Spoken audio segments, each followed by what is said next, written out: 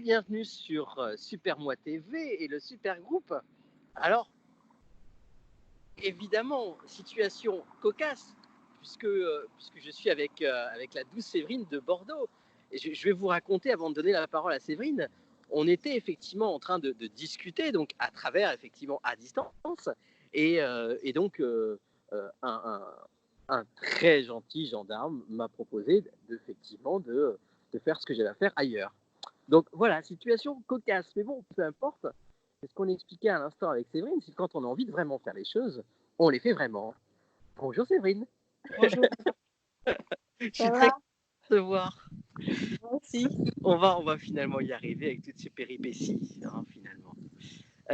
Alors, juste du coup, en première question, est-ce que toi, de ton côté, comment ça se passe un petit peu et comment tu vis les choses et qu'est-ce que finalement ces situations un petit peu là de confinement et tout ça t'apprennent à toi? Alors, je vais enlever le côté, comme tout le monde, stressant du Covid-19 qui fait qu'on a peur pour les gens. On a peur aussi pour tout ce qu'on a créé parce que toutes les énergies vont être bouleversées par ce temps de pause du monde entier, si je puis dire. Mais moi, j'apprécie, en tous les cas, et j'essaye de tirer parti de chaque chose, j'apprécie que ce Covid-19 m'invite à découvrir l'instant présent comme jamais. Euh, D'accord, c'est vraiment quelque chose de l'instant présent, c'est ça, et l'acceptation. d'accord, ok, ça marche. Alors du coup, j'ai une première question qui me vient, puisque tu parles d'instant présent et d'être dans cette acceptation-là. Qu'est-ce qui, toi, te rend profondément vivante, au-delà de toutes ces choses-là? Ce qui me rend vivante, bah, c'est vraiment c'est l'instant présent. En règle générale, j'ai envie de te dire, c'est les gens. C'est les gens, c'est les passions qui m'animent, Hmm. c'est les rencontres. Tu vois, alors j'en avais déjà conscience avant, mais enfin, je le savais déjà avant, mais j'en avais peut-être pas autant conscience. C'est que dans chaque moment, dans chaque rencontre, il y a quelque chose qui fait que je suis plus la même personne après. Et du coup, ça me rend vivante parce qu'il y a tellement de choses à découvrir, tellement de choses à apprendre, tellement de choses. Voilà. Donc du coup, les univers, les gens et les passions, finalement, de manière générale. Oh, mais c'est riche, enfin, c'est intarissable. Alors du coup, il y a une question qui me vient, évidemment. On parle de passion. Quand toi, tu étais la petite Séverine, elle était passionnée par quoi? Qu'est-ce Alors qui l'amusait? Qu'est-ce qui faisait rigoler?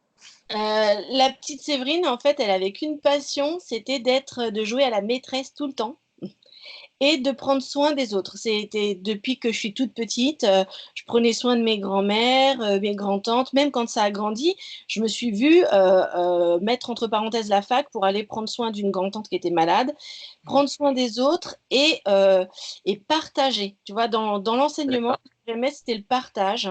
Hmm. Et j'ai été enseignante pendant 25 ans.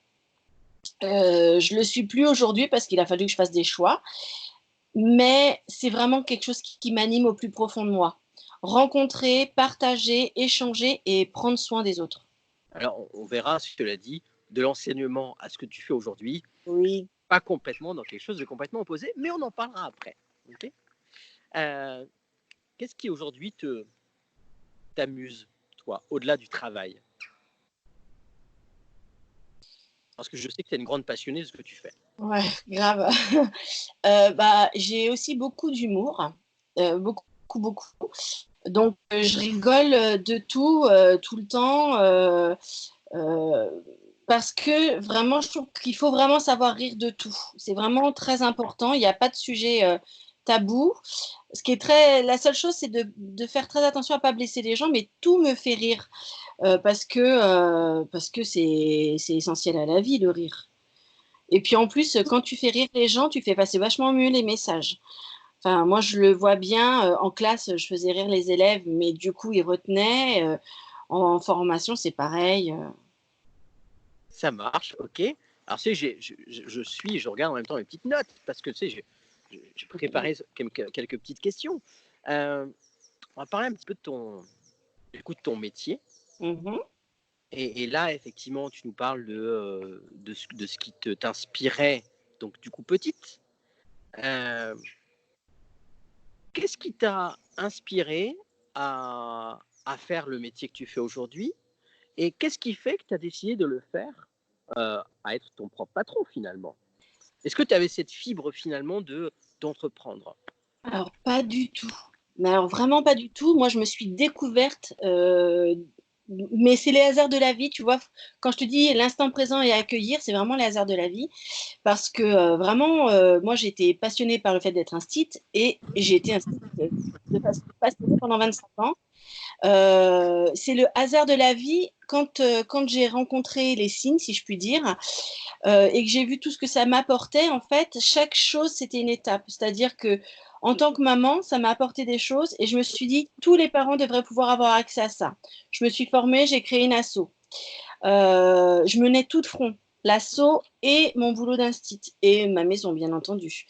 Et puis après, bah, je suis retournée dans ma classe. Et dans ma classe, je me suis rendu compte que j'avais tellement de choses à apporter aussi, non pas seulement dans la relation mère-enfant, mais dans la relation adulte référent et enfant, accompagnant, si tu veux. Et là, je me suis dit, mais tous les professionnels qui accompagnent des enfants devraient avoir au moins le choix, comme pour les parents, avoir le choix. Mais pour avoir le choix, il faut être informé. Et du coup, j'ai créé l'OF et l'organisme de formation. Et en fait, si tu veux, bah, je suis devenue mon propre patron, mais c'était pas un objectif, en fait. Je vais te faire rire, c'était un dommage collatéral, en fait. Ouais, d'accord. C'était pas du tout. Et du coup, pourquoi les signes en fait? Est-ce qu'il y a eu une rencontre? Est-ce qu'il y a fait quelque chose qui a fait que tu t'es dit, les signes doivent rentrer dans ta vie et encore plus dans la vie des autres? Mais vraiment, je te dis, je suis dans l'accueil de ce qui se passe, c'est le hasard. Une petite anecdote que je raconte à chacune de mes formations. En fait, j'ai ma sœur qui vit en Angleterre et qui a des enfants à 6 mois d'écart avec les miens. Et donc, la petite dernière avait 6 mois de plus et on discutait par Skype. Vive Skype, ça permet le maintien de la C'est clair, distance. mais Skype aujourd'hui encore. Exactement. Et puis un jour, elle me dit oh, je dois te laisser, j'ai baby sign. Je lui dis t'as quoi? Elle me dit baby sign. Non, je vois pas. Elle me dit mais si, les signes pour les bébés. Oui, alors j'ai bien compris, mon niveau d'anglais me convient suffisamment pour comprendre baby sign, mais je vois pas le rapport avec ta fille, quoi. Et elle me dit un truc très simple, elle me dit, écoute Séverine, on a tous eu un gosse dans les bras et on dit au revoir à tata Janine, à qui tu veux, et le gosse fait ça, et tout le monde se pâme de dire, oh, il a dit au revoir. Il n'a rien dit. Ouais. Il a, par mimétisme, refait un geste. Et elle me dit, bah, c'est pareil, sauf que tu vas dire, on va manger, c'est l'heure d'aller dormir. Et donc, l'enfant, si tu répètes à chaque fois, il va intégrer. Et comme on a des compétences physiques avant d'avoir des compétences orales, il va pouvoir s'exprimer. D'accord, ok. Quand elle a raccroché, je me suis dit, mais comment c'est possible que moi, qui ai 20 ans de professorat, qui suis dans l'accompagnement des enfants, comment j'ai pu ne pas percuter ça? Et là, Hmm. j'ai commencé à chercher, j'ai été dans un atelier, et pour tout dire, j'ai participé à mon premier atelier. Bah, j'avais envie, quoi, mais j'avais absolument aucun objectif, à part m'éclater avec ma gamine. Mais par contre, ça a bouleversé ma vie, dans tous les sens du terme. Donc, ce qui t'a un peu poussé, toi, c'est et à la fois cette envie de faire passer des messages, de faire intégrer des messages, et l'envie, quoi. Et l'envie. Et C'est l'envie de communiquer et l'envie voilà. de. Dans ça, moi, si je dois réfléchir, je me dis que profondément, intrinsèquement, il y a quoi? La motivation, c'est encore prendre soin. C'est prendre soin de la relation de l'apprenant et du professeur, prendre soin de la relation du parent et de l'enfant, prendre soin. Et la Hmm. communication, même si aujourd'hui je travaille dans les signes, je dois te dire que, et c'est souvent ce que me retournent les stagiaires, on apprend largement autre chose que les signes quand on vient en formation. Parce que c'est une formation en communication signée, accompagnée de la parole, mais la base, c'est la communication. Et Ouais. si on changeait notre communication, on gagnerait tellement, tellement, tellement d'énergie. Hmm. Ok. Est-ce que tu aurais une anecdote avec parce que ton public, il est à la fois avec des parents et avec des enfants. Est-ce qu'il y a quelque chose qui te vient en mémoire là-dessus sur quelqu'un qui n'était pas finalement convaincu de ça et qui a dit, ben ouais, ok, c'est évident. Alors, je peux te donner une anecdote d'enfant et une anecdote de professionnel. L'anecdote d'enfant, c'était très rigolo. Un petit loulou qui venait tous les mois en atelier avec sa nounou et voilà, qui participait. Et ce petit garçon n'a jamais, jamais, jamais fait aucun signe. Il a participé, il était là, il était présent, partie prenante, mais jamais, jamais aucun signe. Et ce petit garçon, il est entré dans le langage comme tout le monde, etc. Et puis, lors d'un des derniers ateliers, il parlait déjà comme un livre, mais il n'était pas encore scolarisé, ce petit garçon. Je raconte une histoire, non, je chante une comptine, et il me dit encore. Alors, je la répète une fois, encore, 2 fois, 3 fois, et il me dit une 4e fois encore. Là, je dis, bah non, là, c'est fini, Raflou. Et il me dit, mais si, encore. Non, Raflou, ça fait 3 fois, c'est fini. Et ce petit garçon me regarde droit dans les yeux et me fait, encore. Ah ouais. C'est-à-dire que là, il avait montré que c'est pas parce qu'il n'avait pas utilisé la compétence qu'il ne l'avait pas. Et ce petit garçon, il a montré que quand il en a besoin, il sait se servir de l'outil. D'accord. Et ça, c'est super riche. Ok. Parce que faut rappeler que c'est quelque chose qu'en fait, on doit mettre à disposition, mais que chacun pourra prendre ou pas selon sa convenance. Ok. Donc ça, c'était très riche. Et puis, je me rappelle d'une équipe de professionnels qui, du coup, c'était un désir de la communauté de communes. Donc, je formais toute l'équipe. Il y avait des parties prenantes qui avaient mené le projet, et puis il y avait les dommages collatéraux, ceux qui sont là parce qu'ils n'ont pas le choix. Et qui, ouvertement, le jour J, parce que j'invite à la confiance, m'expriment leur fait que je suis là, mais j'ai pas le choix. Et je leur ai dit, premièrement, je les remerciais de la confiance que de me dire la vérité dès le départ, parce que je trouvais ça juste et que tout le monde était le bienvenu et que je n'étais pas là pour convaincre qui que ce soit. Ouais. Et le plus beau message, c'est quand cette formation s'est finie, tout le monde est parti, je rangeais mes affaires et cette personne, elle est revenue une fois que tout le monde avait quitté la salle pour me dire, il faut que je te dise, c'est la plus belle formation que j'ai jamais faite, tu m'as apporté beaucoup plus que des signes. C'est chouette ça. Oh, il y a les petites larmichettes. Ah, on est vrai ou on n'est pas vrai, hein. C'est D'accord. ça. Dans ton activité, c'est quoi le truc qui t'a fait, alors truc positif ou, ou moins positif, a priori, qui t'a fait le plus avancer? Alors, je ne sais pas si je dois choisir entre un truc positif et négatif. Peu importe finalement. Ce qui m'a fait le plus avancer, je crois, c'est le retour de tous les gens que j'ai rencontrés. Tous les gens que je rencontre me nourrissent et me donnent envie d'aller encore plus loin, de partager encore plus. C'est pour ça d'ailleurs que je suis dans la création de ma chaîne, etc. Parce que, en fait, j'ai du mal à passer à autre chose, en fait. Après, je reste présent, en fait. La formation, L'idée, en fait, c'est de rester en contact, en fait, et de pas que ça soit une formation d'une fois. C'est pas la vente de service, c'est un travail humain. Je suis dans l'humain. Donc, c'est pas parce que tu es venu, que tu as fait ta formation que c'est fini.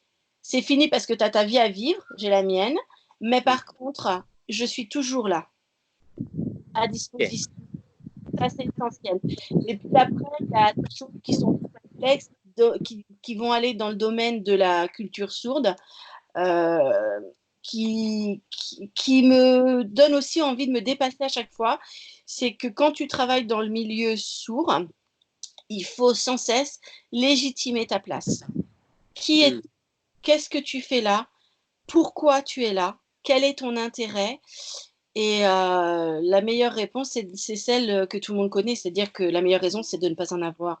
Je suis juste passionnée et je veux juste partager et voilà. Tu parlais de ta chaîne.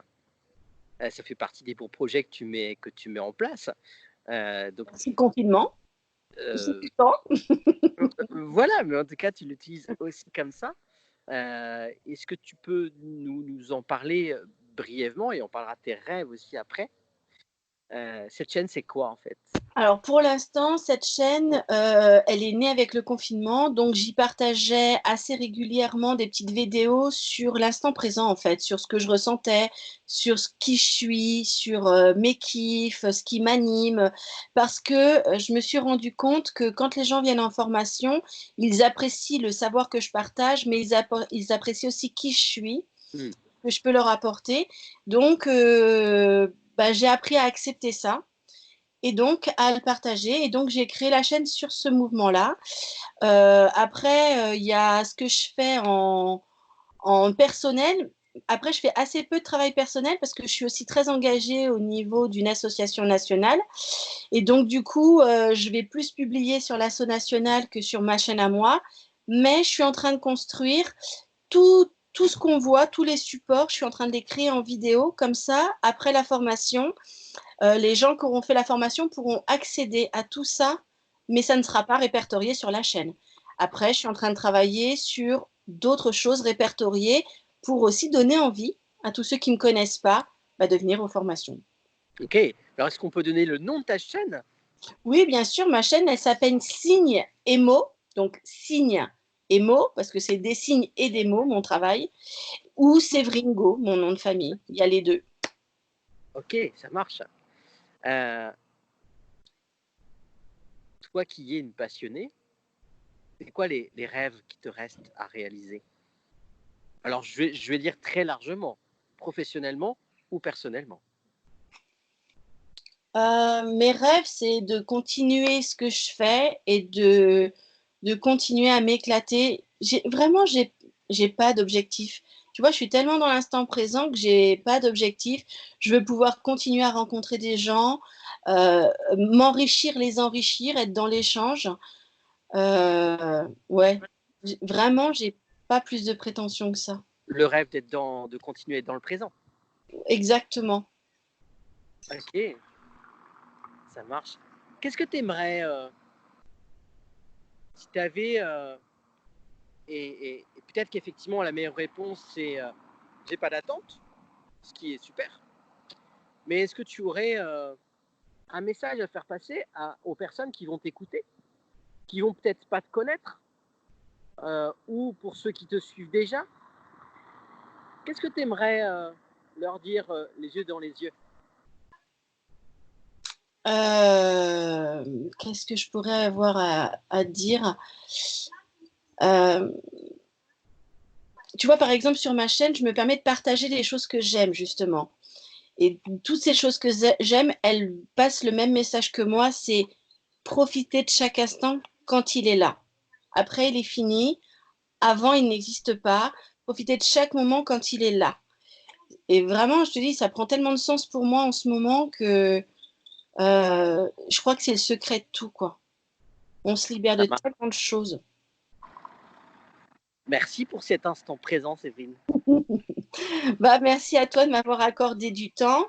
Puis merci aussi de ce partage que tu fais dans ton travail, dans ton quotidien, et puis de ces échanges qui ont lieu maintenant ou pas, mais qui sont toujours très riches. Merci beaucoup. C'est quoi le petit signe pour dire merci alors? Merci, tout simplement. Merci. À très bientôt, Séverine. Allez, à bientôt. Prends soin Salut, de salut à tous. Merci beaucoup. Prends soin de toi, évidemment, Séverine. Prenez soin de vous et voilà. À très bientôt.